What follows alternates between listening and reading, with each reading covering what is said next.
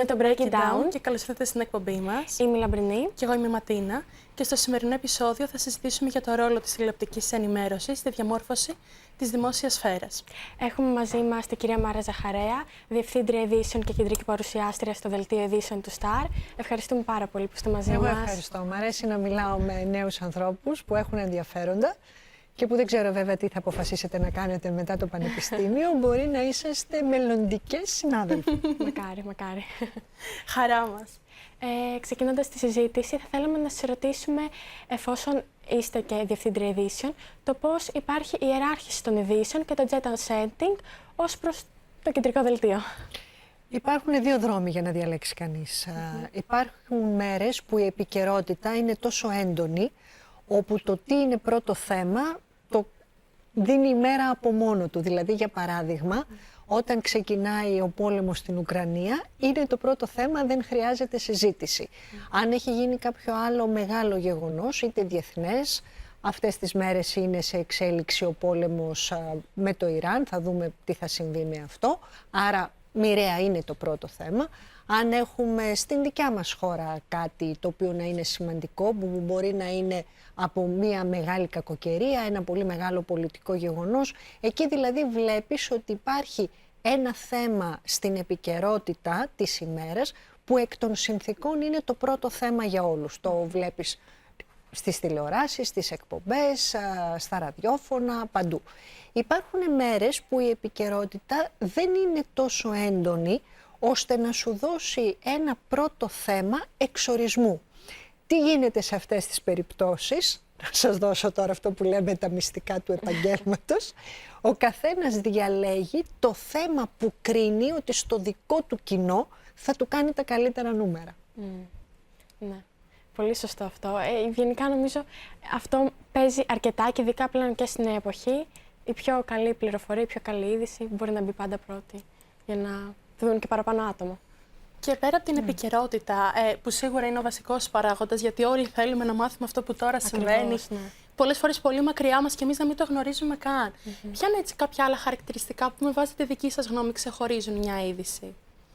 Τι ξεχωρίζει μια είδηση? Καταρχάς να ενδιαφέρει όσο περισσότερο κόσμο γίνεται, να έχει ένα παγκόσμιο αντίκτυπο πολλές φορές και ειδικά στην τηλεόραση παίζει ρόλο το να έχεις την εικόνα. Γιατί στη δημοσιογραφία λες έχω μια καλή πληροφορία, αλλά η οπτικοποίηση στην τηλεόραση παίζει πάρα πολύ ουσιαστικό ρόλο, γιατί εμείς δεν είμαστε ούτε εφημερίδα, δεν είμαστε ούτε ραδιόφωνο. Εντάξει, το λέει κάποιος, αλλά ο άνθρωπος που είναι τηλεθεατής και θα καθίσει το βράδυ στο σπίτι του, στον καναπέ του, στην πολυθρόνα του να σε δει, περιμένει να δει και την εικόνα. Άρα υπάρχουν θέματα που από την άποψη της πληροφορίας μπορεί να είναι πολύ δυνατά, αλλά αυτό που λέμε εμείς δεν έχω υλικό να τον ντύσω. Υπάρχουν και θέματα που δεν έχουν μια δυνατή πληροφορία, αλλά είναι τόσο έντονο το οπτικό υλικό που σου τραβάει την προσοχή από μόνο του. Ποιος είναι ο ρόλος της τηλεοπτικής ενημέρωσης στη δημόσια ατζέντα, θεωρείτε? Παίζει ρόλο? Τώρα, για να μιλήσω για την Ελλάδα, θεωρώ ότι η τηλεόραση είναι ακόμα ένα πάρα πολύ ισχυρό μέσο. Τα τελευταία χρόνια έχουν μπει δυναμικά και το διαδίκτυο και τα social, τα οποία δεν μπορείς να τα πεις ακριβώς ότι τα social είναι μέσα ενημέρωσης, γιατί μέσα εκεί είναι μια θάλασσα με πολλές ανακρίβειες, όμως στις νέες ηλικίες παίζουν ρόλο. Δηλαδή οι άνθρωποι από τα 35 και κάτω θα σου πούνε ότι εγώ δεν θα ανοίξω το βράδυ να δω ένα τηλεοπτικό δελτίο ειδήσεων, αλλά έχω εδώ το κινητό μου, έχω το τάμπλετ μου και μου βγάλε την τάδε είδηση. Όμως, καθώς περνάνε τα χρόνια και ειδικά στην Ελλάδα, θεωρώ ότι η τηλεόραση εξακολουθεί να είναι ένα πάρα πολύ ισχυρό μέσο, ειδικά όταν ανεβαίνεις ηλικιακά κιόλας, και βάζει την ατζέντα της δημόσιας συζήτησης και είναι το μέσο που έχει, θα σας έλεγα, και το μεγαλύτερο πολιτικό αντίκτυπο. Εκεί θα ήθελα να προσθέσω πως παρατηρούμε με το AI και τα fake news και όλο αυτό που συμβαίνει στα ψηφιακά μέσα, ότι υπάρχει πάρα πολύ έντονη παραπληροφόρηση. Οπότε εκεί, ίσως και μακροπρόθεσμα, τα λιγότερα άτομα που πηγαίνουν κατά κύριο λόγο στο TikTok, στο Instagram, οι περισσότεροι συμφοιτητές μας, θεωρώ, από stories μπορεί να ενημερώνονται. Σίγουρα κάποιοι μπορεί να πάρουν μια εφημερίδα ή να δουν ένα δελτίο, απλά νομίζω πιο σπάνια. Ίσως θεωρώ μακροπρόθεσμα η τόσο πολύ τεχνητή νοημοσύνη να αποτελέσει το λόγο που να μην υπάρχει εμπιστοσύνη βασικά ο άνθρωπος σε αυτό που βλέπει στο ίντερνετ. Οπότε εκεί να στραφεί πάλι μεγάλος αριθμός, ακόμα παραπάνω, στα δελτία. Αυτό που λες είναι σωστό, το έχω σκεφτεί και εγώ, γιατί οι διάφορες μόδες εντός εισαγωγικών στη ζωή μας κάνουν κύκλους. Τώρα λοιπόν τα social είναι πάρα πολύ της μόδας. Άρα πολλοί νέοι άνθρωποι στρέφονται σε αυτό και γι' αυτό πρέπει να είναι αρκετά ενεργοί πολίτες για να μπορούν, και πληροφορημένοι πολίτες, για να μπορούν να διακρίνουν το τι ψευδές υπάρχει και τι πάει να σου σερβίρει κάποιος. Ειδικά στο θέμα της εικόνας, αυτό δεν είναι πάντα εύκολο. Δηλαδή πολλές φορές μας έχει τύχει και εμάς, κυρίως σε θέματα που αφορούν στο εξωτερικό δελτίο, να έρχεται μία εικόνα από μία έκρηξη, για παράδειγμα, και να νομίζεις και να σου το σερβίρουν ότι είναι η εικόνα του πολέμου που είναι τώρα σε εξέλιξη και τελικά να είναι από μία διαδήλωση σε μία άλλη χώρα 3 χρόνια πριν.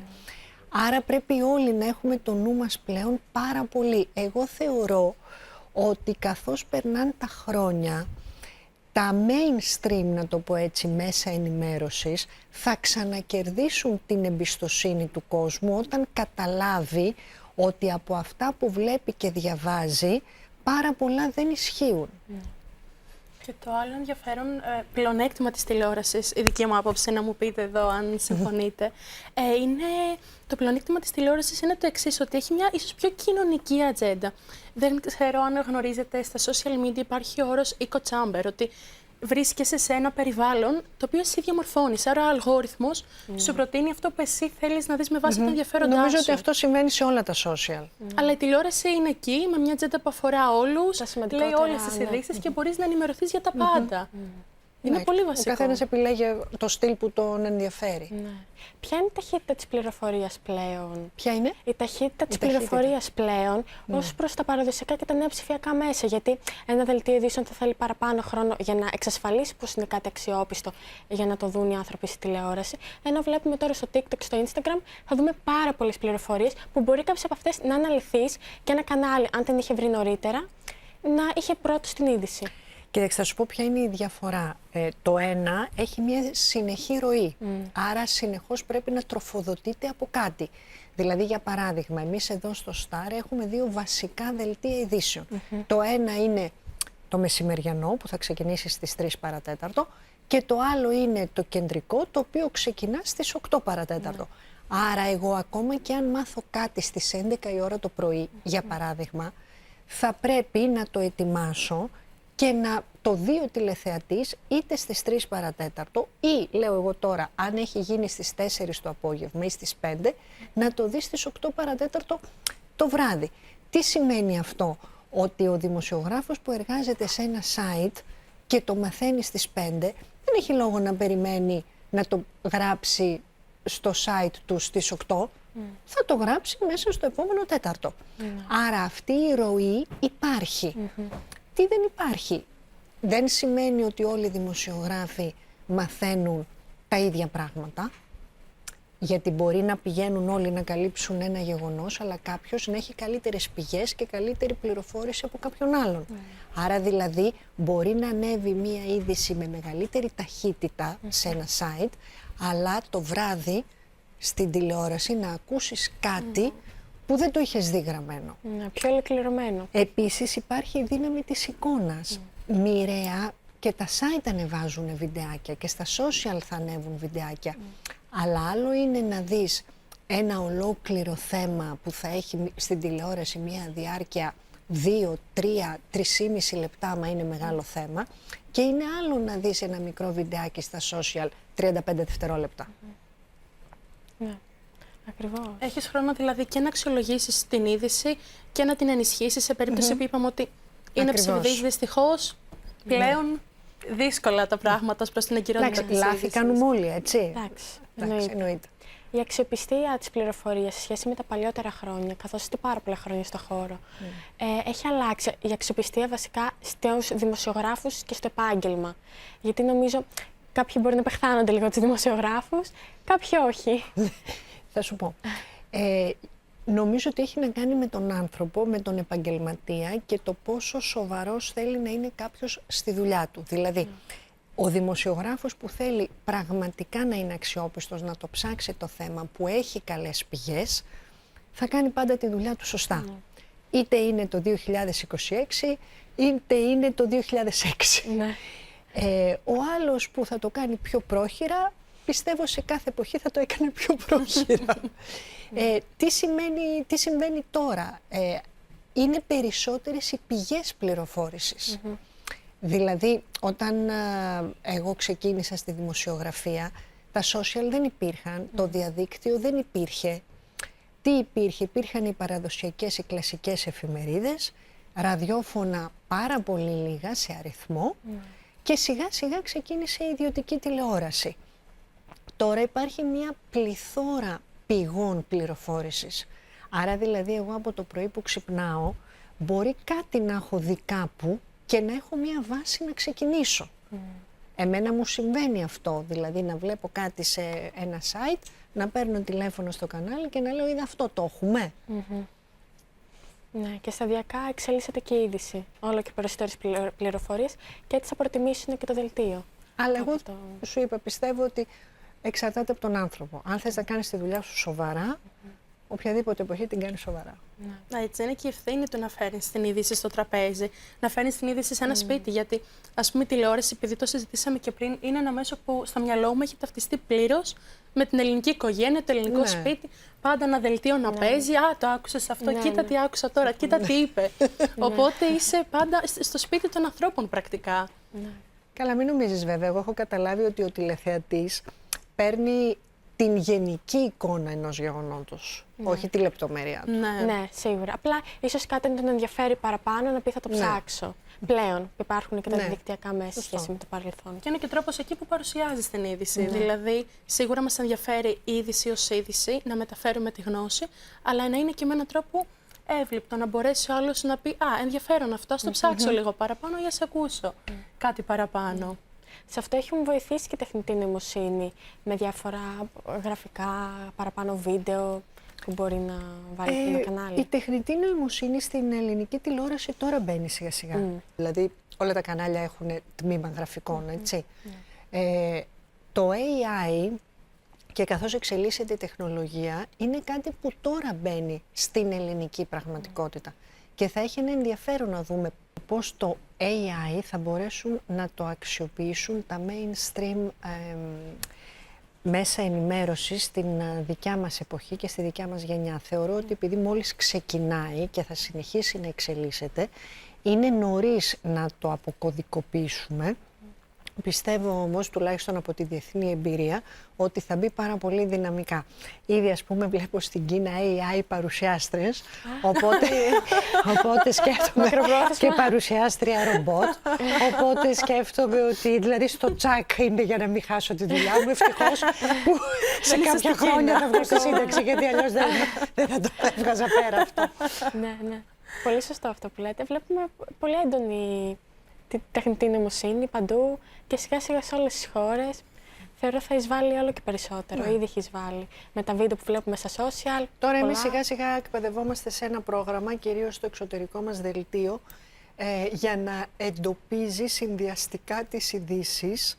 Για παράδειγμα, ας πούμε, να σας πω να γίνει πιο κατανοητό, τώρα στην σύγκρουση Ηνωμένων Πολιτειών Ισραήλ από τη μία και Ιράν από την άλλη, δηλαδή να πατάς μία λέξη, π.χ. Χέξεθ, ο Αμερικανός Υπουργός Πολέμου, και να σου βγάζει οτιδήποτε έχει πει τις τελευταίες μέρες για οποιοδήποτε θέμα γύρω από τον πόλεμο.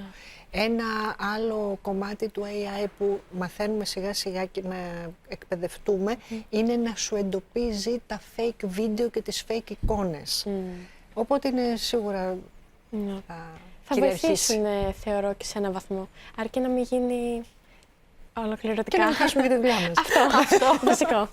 Και εφόσον οι εξελίξεις τρέχουν τόσο πολύ, εμείς θα θέλαμε έτσι να κλείσουμε με μια σας σκέψη, να μας πείτε ίσως μια συμβουλή για κάποιον νέο σαν και εμάς που τώρα μπορεί να κάθεται, να ανοίγει το κινητό του και να θέλει να δει τι γίνεται στον κόσμο. Ποια είναι η σημαντικότερη πληροφορία? Πώς θα μπορεί να αξιολογήσει μια είδηση, έτσι, κάτι πολύ μικρό, κάτι που μπορεί να τον βοηθήσει στο να φτάσει στην καρδιά της πληροφόρησης και όντως να είναι σίγουρος ότι πλέον μπορώ να πω ότι ναι, ξέρω τι γίνεται. Καταρχάς ξεκινάμε από τα ενδιαφέροντα που έχει κάθε τηλεθεατής, αναγνώστης ή ακροατής, γιατί υπάρχουν άνθρωποι που ενδιαφέρονται πάρα πολύ για την πολιτική επικαιρότητα. Υπάρχουν άλλοι άνθρωποι που ενδιαφέρονται πάρα πολύ για τα κοινωνικά, για τα εγκλήματα, για μεγάλες δίκες. Έχω προσέξει δηλαδή ότι δεν ενδιαφέρονται όλοι για όλα ακριβώς σε εισάξιο βαθμό. Από τη στιγμή λοιπόν που έχει βρει τι είναι αυτό που περισσότερο του αρέσει να κοιτάει και να μαθαίνει, θα διαλέξει το μέσο ενημέρωσης που τον εκφράζει και που έχει τσεκάρει ότι αυτό που βλέπει, ακούει ή διαβάζει δεν έχει διαψευστεί στην πορεία. Νομίζω ότι αυτός είναι ο πιο ασφαλής τρόπος για να ξεκινήσει κανείς. Τέλεια. Ευχαριστούμε πάρα πολύ. Σας ευχαριστούμε πάρα πολύ. Εγώ ευχαριστώ και σας εύχομαι καλή σταδιοδρομία. Ευχαριστούμε. Να είστε πολύ. καλά. Στον δύσκολο αλλά ενδιαφέροντα δρόμο της δημοσιογραφίας. Ευχαριστούμε πολύ. Ήταν το Break It Down. Σας ευχαριστούμε πολύ που το παρακολουθήσατε. Θα τα πούμε σε ένα επόμενο επεισόδιο.